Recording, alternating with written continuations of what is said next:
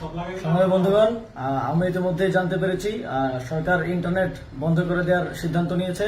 আমরা আবারও শঙ্কা করছি, ইন্টারনেট ব্রডব্যান্ড সবকিছু বন্ধ করে দিয়ে আবার দেশে একটি ক্র্যাকডাউন চালানো হবে, মানুষকে হত্যা করা হবে এবং একটা হত্যাকাণ্ড চালানো হতে পারে আগের বারের মতো। সেই জায়গা থেকে আমরা আমাদের আগামী এই পুরো সপ্তাহের কর্মসূচির আউটলাইন ঘোষণা করে দিয়ে যেতে চাই। আমরা জানি না ইন্টারনেট বন্ধ হওয়ার পরে সমন্বয়কদের কি হবে, আমাদেরকে আবার তুলে নিয়ে যাবে কিনা, মেরে ফেলবে কিনা, কিংবা যে কোনো কিছু ঘটতে পারে। সেই জায়গা থেকে আমরা একটা কর্মসূচি আউটলাইন ঘোষণা করে দিয়ে যাচ্ছি। আমরা না থাকলেও আপনারা এই কর্মসূচিগুলো বাস্তবায়ন করবেন। আগামীকাল 5ই অগস্ট সারা দেশে শহীদ স্মরণে শহীদ হওয়া স্থানসমূহে শহীদ স্মৃতি ফলক উন্মোচন করা হবে। 11টায় শাহবাগে শ্রমিক সমাবেশ হবে কেন্দ্রীয়ভাবে, 5টায় নারী সমাবেশ হবে শহীদ মিনারে। সারা দেশে বিক্ষোভ ও গণ অবস্থান চলমান থাকবে।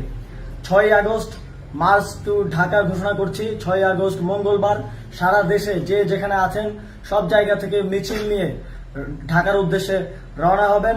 সারা দেশের ছাত্র নাগরিক শ্রমিকদের ঢাকায় আসার আহ্বান জানাচ্ছি। সকল এলাকায়, পাড়ায়, গ্রামে, উপজেলায়, জেলায় ছাত্রদের নেতৃত্বে সংগ্রাম কমিটি গঠন করুন।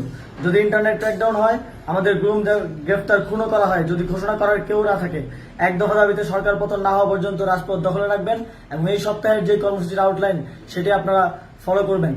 সারা দেশের প্রত্যেকটি পরিবারের প্রতি আমি আহ্বান জানাতে চাই, আপনার পরিবার থেকে একজন করে হলেও মনে রাখবেন এই আন্দোলন, এই লড়াই আপনার পরিবার, আপনার পরবর্তী প্রজন্মের জন্য একটি সুন্দর বাংলাদেশ গড়ার লড়াই।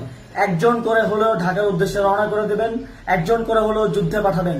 এই যুদ্ধে আমাদের জয়ী হতে হবে, নাহলে বাংলাদেশ এক গভীর অমানিসায় অন্ধকারে ডুবে যাবে।